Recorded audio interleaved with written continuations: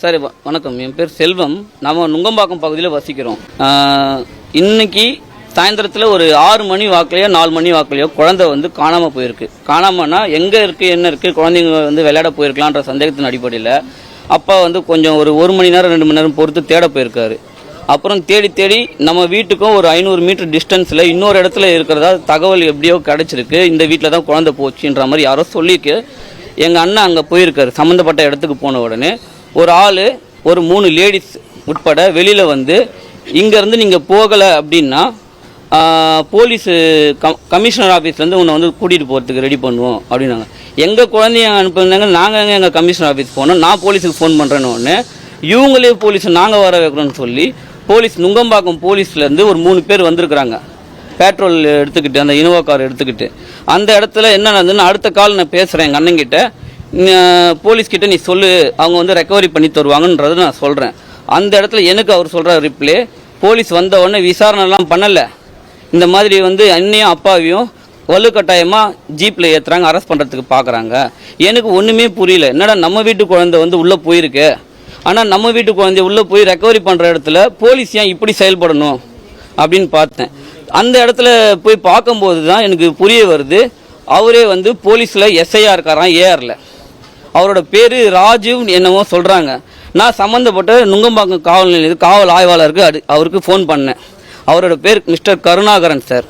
அவருக்கு கால் பண்ணதுக்கு உடனே நான் வந்து டீம் அனுப்பியிருந்தோம்ப்பான்னாங்க. சார் உங்கள் டீம் மேலே நம்பிக்கை இல்லை, பாதிக்கப்பட்டவங்களே வந்து அரெஸ்ட் பண்ணுறாங்க, அதனால் இந்த டீம் மேலே எனக்கு எந்த தொழிலும் நம்பிக்கை இல்லை, வேறு போலீஸ் நீங்கள் அனுப்புறீங்களா எப்படி சார் நான் கேட்டதுக்கு உடனே வந்து வேறு காவல் உதவி ஆய்வாளர், அவர் பேர் பார்த்தீங்கன்னா மிஸ்டர் ராஜேஸ்வரன், அவர் நமக்கு ஏரியான்றதுனால நமக்கு தெரியும். அவர் ஸ்பாட்டில் வந்தாங்க. வந்தது சார் இந்த மாதிரி எடுத்து சொல்கிறோம்.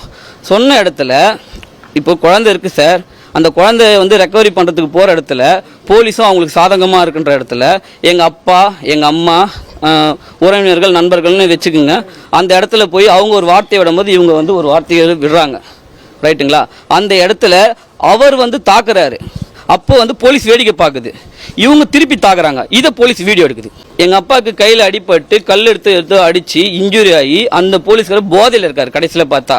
இந்த இடத்துல அப்பவும் நான் டைட் பண்ணுறேன், சார் சம்பவம் நடந்திருக்கு, இன்ஜுரி நீங்கள் பார்த்துட்டீங்க, குழந்தை இங்கேருந்து ரெக்கவரி பண்ணுறதுக்கு நீங்களும் இருந்தீங்க, வீடியோ ஆதாரமாகவும் இருக்குது, நீங்கள் முதல்ல ஃபர்தராக ஆக்ஷன் எடுத்து அவரை கொண்டு போய் நீங்கள் ஸ்டேஷனில் வைங்க. மேற்படி நான் உயர் அதிகாரி காலில் வந்து பார்த்துட்டு நான் ஜேசி ஆஃபீஸில் தான் நான் கம்ப்ளைண்ட் கொடுக்க போகிறேன் சார். இது வந்து சைல்டு அப்யூஸு, போக்சோ ஆக்ட் வரப்போகுது வரும் அப்படின்ற பட்சத்தில் நான் வந்து இது தெரிவிக்கும் போது அதெல்லாம் நீங்கள் சொல்கிற மாதிரி நடக்காது, நீங்கள் போய் கேஎம்சியில் பதிவு பண்ணுங்கள், உங்களுக்கு போலீஸ் வரும்ன்ற மாதிரி என்கிட்ட சொல்லி அனுப்பிச்சாங்க. நீங்கள் சொன்னாலும் சொல்லலாம் போலீஸ் அங்கே தான் சார் போக போகிறேன்ற அடிப்படையில் நான் கேஎம்சிக்கு குழந்தைய கூட்டிகிட்டு வந்தோம் சார்.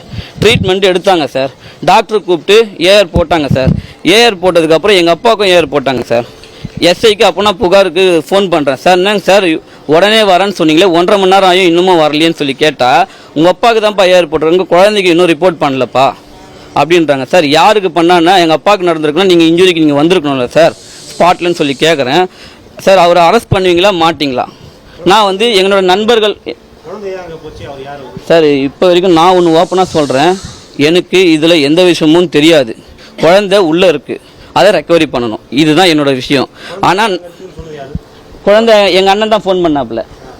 எனக்கு வந்து சொன்னது அவங்களோட ஃப்ரெண்டு ஒரு சின்ன பாப்பா, அவங்க ஸ்கூலில் வந்து சொன்ன இது பண்ணுறாங்க. குழந்தை குடும்பம் அவர் தான், அந்த போலீஸ் என்ற ராஜுன்றவர் தான் என் குழந்தைய கூட்டின்னு போனதா சொல்கிறாரு.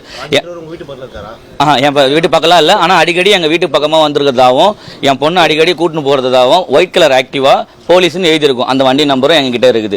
அவர் தான் அடிக்கடி கூட்டின்னு போனதாகவும் இதுமாரி பண்ணுறதாகவும் சொன்னார். நான் போய் நேராக என் பொண்ணை வெளியே விடுங்க அப்படின்னு. இதுக்கு முன்னாடி கூட்டின்னு போனது எங்களுக்கு தெரியாது, அந்த வீட்டு அளவுக்குலாம் இல்லை, ரோட்டில் பார்த்துக்கிறாங்க, ரோட்டில் பேசிக்கிறாங்க, ரோட்டில் தான் முடிச்சுக்கிறாங்கன்றது தான். நான் இதுமாரி யாருமே அடாப்டர் இல்லையா, என் பொண்ணுக்கு அம்மா இல்லைன்றதால அடாப்டர் இல்லைன்றதால சரி ஏதோ பாசமாக பழகுது பேசுதுன்ட்டு. அப்புறம் அந்த பொண்ணுக்கு சுத்தமாக பேசுனா அந்த ஹாஸ்பிட்டல்னு சொல்கிறாங்க, அந்த ஹாஸ்பிட்டல் மாரியே இல்லை, லேக் ஏரியா ஃபர்ஸ்ட் சீட்டில் இருக்குது, அது ஏதோ வெல்ஃபேர் ஏதோ ஒரு ட்ரஸ்ட் மாரி சொல்கிறாங்க. உள்ளே போனால் பெட் இருக்குது. எங்கள் அப்பா போய் அந்த பொண்ணை கூட்டின்னு வர போயிருக்காரு. அந்த பொண்ணை கூட்டின்னு போனால் எங்கள் அப்பாவை கல்லை அடிச்சு தாக்கியிருக்காரு. எங்கள் அப்பாவுக்கு இன்னும் அடிபட்டுருக்கு. அவங்களுக்கும் எங்களுக்கும் சம்மந்தம்லாம் கிடையாது, அவங்க யாருன்னே எங்களுக்கு இது வரைக்கும் தெரியாது. இது வரைக்கும் முன்ன பின்ன நான் அவங்கள பார்த்தே கிடையாது. கேட்டால் அந்த போலீஸ் என்ன சொல்கிறாரு, கமிஷனர் ஆஃபீஸில் உனக்கு வருவாங்க, நேராக வந்து போலீஸ் கிட்ட கேட்குற சார் எங்கள் வீட்டில் என் பொண்ணு இதுமாரி பண்ணிக்கிறாங்க. உங்கள் பொண்ணு இத்தனை நாள் அங்கே அதை தான் சார் சொல்கிறேன். அந்த என்ன சொல்கிறேன் சார், ஒரு பொண்ணு காணோம், காணாத நேரத்தில் காணாத போன நேரத்தில் தாத்தா மனசு உடஞ்சி போச்சு. என் பையனுக்கு பிறந்த நாள் இன்னைக்கு, பெரியவனுக்கு, அவங்க பொண்ணுக்கு எல்லாம் கொண்டாடினோம், எல்லாம் சாப்பாடெல்லாம் செஞ்சோம், சாப்பிட்டுட்டா எங்கள் இருந்தா 4 மணிக்கு பார்த்தா ஆளை காணோம். வருவா போவா, பசங்க கூடலாம் விளாடுவா. சரி, அதே மாதிரி நானும் இருந்துட்டோம், ஆனால் என் ஒய்ஃபும் இருந்துட்டோம். அதுக்கப்புறம் பார்த்தா மணி 7ஆவது 8ஆவது 9ஆவது. அதுக்கப்புறம் அந்த பொண்ணு ஒன்று கூட படிக்கிற பொண்ணு, அதே ஸ்கூலுக்கு கிளாஸ் வேறு, அவங்க வந்து கேட்டா எங்கம்மா வா போய் பார்க்கலாம் அப்படின்னு 2-3 இடம் போய் பார்த்தோம், கிடைக்கல. கடைசியாக அந்த இடம் போனோம். நான் வந்து ஒரு நாள் எதுக்கு போயிருக்கேன். அப்போ ஒரு வாட்டி என்ன பண்ணேன், அவங்க அதே பொண்ணு என் பேத்தியை இட்டுன்னு போய் வச்சுருந்தா. நான் அதுக்கு என்ன பண்ணேன், அந்த ஃபோனில் வந்து அதே ஃபோனில் எனக்கு ஃபோன் பண்ணான். தாத்தா நான் இங்கே இருக்கிறேன், ரேஷன் கடை லேக்கேர் எல்லாரும் ரசத்தரில் இருக்கிறேன், வந்து இட்டுன்னு போத்தா வந்து இட்டுன்னு வந்தேன். அதே இடத்துல இன்றைக்கி இது 2வது டைம் எனக்கு போவோம். நான் போய் கேட்குறேன், உங்கள் பொண்ணு உங்கள் பேத்தி சேஃப்டியாக இருக்கிறாங்க, நான் போலீஸில் கம்ப்ளைண்ட் பண்ணிட்டேன், நீங்கள் போங்க, காலையில் வருவா அப்படின்னு. ஏங்க என் பேத்திக்கு நீ யாரு? யாருங்க அவங்க? எங்கள் அப்பா அடிக்கிறாருங்க, இவர் கையை பாருங்க, கல்ல தூக்கி அடிக்கிறாரு. நீ யாரு? நான் கேட்டு நீ யாரு? நான் இது வந்து என் பையன், அவன் என் சின்ன பையன், குழந்தைலேருந்து நான் வளர்க்குறேன். அவன் வந்து இப்போ இந்த போலீஸும் ஒரு சப்போர்ட் பண்ணலையா? எங்களுக்கு இல்லாதப்பட்டவங்களுக்கும் ஒரு சப்போர்ட் இல்லையா? நான் கேட்கிறேன். மாத்திரை போடுறேன், பிபிக்கு மாத்திரை போடுறேன், ஆட்டுக்கு மாத்திரை போடுறேன். 56 வயசாகுது, சரிங்களா? 66 56 வயசாகுது. இந்த வயசுல இந்த இதெல்லாம் தேவையா? எனக்கு ஒரு சப்போர்ட். இது வந்து யாரோ ஒரு ஆள் எனக்கு வந்து அவனுக்கு எனக்கு ஹெல்ப் பண்ணி விடணும், அவனை விடக்கூடாதுங்க. இதே மாதிரி நிறைய பேர் இருக்காங்க. நீங்கள் தயவு செய்து எனக்கு பண்ணி கொடுங்க, என் பேசி கஷ்டப்படுறாங்க சார். இந்த மாதிரி மகளுக்கு உங்களுக்கு வீட்லேயும் ஒரு பெண் குழந்தை இருக்குது, கொஞ்சம் பார்த்து நீங்கள் நியாயப்படி நடத்துங்கன்னு இந்த இடத்துல ஃபோன் பண்ணும்போது கேஸ் போட்டால் உங்கள் அண்ணனையும் மேலேயும் கேஸ் போடணும். என்ன சார், அவங்க ஒரு வீடியோ எடுத்து வச்சுருக்கிறாங்க, உங்கள் அண்ணன் வந்து அப்யூஸ் பண்ணாராம், கொன்னாராம், ரெக்கார்டுக்குது, வீடியோ ஆதாரங்குதுன்னு என்கிட்ட சொன்னார். நான் அதான் கேட்டேன், எங்கள் அண்ணனை பற்றி எங்கள் குடும்பத்தில் பற்றி பேசணுமா, பெத்த அப்பாவை பற்றி எங்கள் குடும்பத்தில் பற்றி பேசணுமா? அங்கே போய் என்ன விதத்தில் மிரட்டி எடுத்தாங்களோ, என்ன விதத்தில் ஆடியோ ரெக்கார்ட் பண்ணாங்கன்னு நமக்கு தெரியாது. நீங்கள் இருக்கிறதா சொல்கிறீங்க. உங்களால் நீங்கள் வந்து என்னென்னா உங்கள் டிபார்ட்மெண்ட்டில் உள்ள ஒருத்தர் காப்பாற்றணுன்ற நோக்கத்தில், சரிங்களா, எங்கள் அண்ணன் மேலே திருச்சி வழக்கு பார்க்குறீங்க. அதை நாங்கள் எங்கே முறையிடணுமோ நாங்கள் முறையிட்டுக்கிறோம் சார், நீங்கள் பார்த்துங்கன்ன உடனே இப்போ வந்து இங்கே குழந்தை வந்து உள்ள ட்ரீட்மெண்ட்டுக்கு போய் அரை மணி நேரம் ஆகலை, 2 மணி நேரத்துக்கு மேலே ஆகுது. மீடியா பீப்புள் நீங்களே வந்து எவ்வளோ நேரம் வெயிட் பண்ணிங்கன்றது எனக்கு நல்லா தெரியும். இந்த இடத்துல போலீஸ் உள்ளே போகிறாங்க வராங்க, போலீஸ் கேட்டால் போலீஸை கேட்டால் டாக்டர் கிட்ட இருக்காங்கன்றாங்க, டாக்டரை கேட்டால் போலீஸோட கண்ட்ரோலில் இருக்கிறாங்கன்றாங்க. குழந்தைய எந்த விதத்துலையும் பார்க்கவும் அனுமதிக்கலை. பின் கேட்டுக்காக ஏதோ கூட்டு போகிறதுக்கு ஏதோ ஒரு ஏற்பாடுகளை செஞ்சாங்க. இப்போது நான் என்ன சொல்ல வரேன்னா, ஏற்கனவே ஆயிருக்கு, ரிப்போர்ட் போட்டிருக்காங்க, டாக்டர் என்ன சொன்னாங்கன்றது ரிப்போர்ட்டில் இருக்க போகுது. அந்த இடத்துல நம்ம எமர்ஜென்சி வார்டில் வந்து முதல்ல போடும்போது அதுக்கான ரிப்போர்ட்டை பாருங்கள், குழந்தைக்கான அந்த தடத்தை பாருங்கள், இதெல்லாம் இருக்குது. இது மேற்படியும் நான் இன்னொன்று தெளிவாக சொல்கிறேன், நுங்கம்பாக்கம் இன்ஸ்பெக்டருக்கு இந்த இடத்துல நான் சொல்கிறேன், அவருக்கு எந்த வகையிலையும் வேலை செய்யறதுக்கான திறமை இல்லை.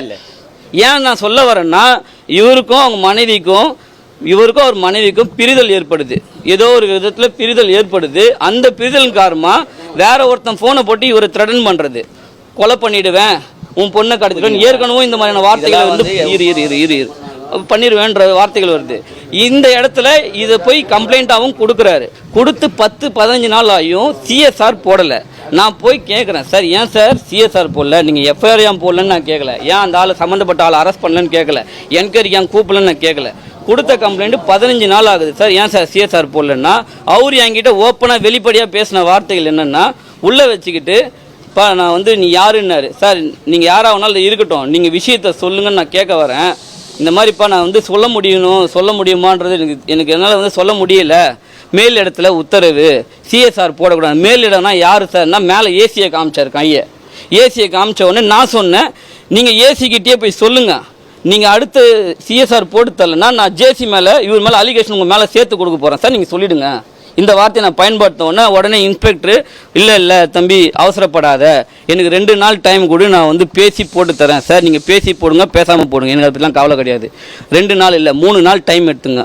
நீங்கள் சிஎஸ்ஆர் போட்டு தரலன்னா நான் கமிஷனர் ஆஃபீஸ் போயிடுவேன்.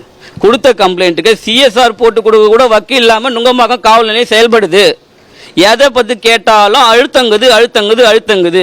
ஏசியை கேட்டால் டிசிக்கு அழுத்தங்குது, இன்ஸ்பெக்டர் கேட்டால் இது எஸ்ஐ கேட்டால் இன்ஸ்பெக்டருக்கு அழுத்தங்குது, இன்ஸ்பெக்டர் கேட்டால் ஏசி கிட்ட அழுத்தங்குது. இந்த அழுத்தம் என்ன காரணம் எனக்கு தெரியல. எனக்கு அந்த பிரச்சனை கூட வேணாம் சார். இன்னைக்கு குழந்தை அபியூஸ் ஆயிருக்கு, கண் எதிர்க்க பார்த்துருக்காங்க, ஐ விட்னஸ் இருக்குது, அந்த ரோட்டில் சிசிடிவி கேமரா இருக்க போகுது, குழந்தை ஸ்டேட்மெண்ட் கொடுக்குது. இதுக்கு மேலே அந்த இடத்துல ஸ்பாட்டில் இருக்கிறவரை அரெஸ்ட் பண்ணணும் சார். அரெஸ்ட் பண்ணுறதுக்கு நாங்கள் கேட்குறோம் சார். கம்ப்ளைண்ட் வந்து குழந்தை காணோன்னு சொல்லி பார்த்தோம், உள்ளே போய் பார்த்தா உள்ளே அபியூஸ் பண்ணப்பட்டு குழந்தைய நாங்கள் ரெக்கவரி பண்ணுறோம். இந்த இடத்துல வந்து அபியூஸ் பண்ணவர் குழந்தை வந்து நின்று சொல்லுது, இவர் தான் இந்த அங்கிள் தான் சொல்லிட்டு. அவர் யாருன்னு பார்த்தீங்கன்னா அவர் பேர் ராஜீவா, அவர் வந்து எஸ்ஐ ஏஆரில் இருக்காராம். இதுதான் இப்போ வரைக்கும் உள்ள தகவல். ஆனால் அவர் போலீஸ் டிபார்ட்மெண்ட்டு ரைட்டுங்களா. தண்ணியை போட்டுட்டு தேவையில்லாத வார்த்தைகளை ரொம்ப பயன்படுத்தினார். எங்கள் அப்பாவை கல்லை தூக்கி அடித்து கையில் காயத்தை ஏற்படுத்தினார். இந்த வகையில் எஸ்ஐங்க போலீஸுங்க எல்லாருமே சேர்ந்து டிபார்ட்மெண்ட்டில் இருக்கிறவர் காப்பாற்றுற நோக்கில் பண்ணுறாங்கன்றதுக்கு எனக்கு சந்தேகம் உட்படுது.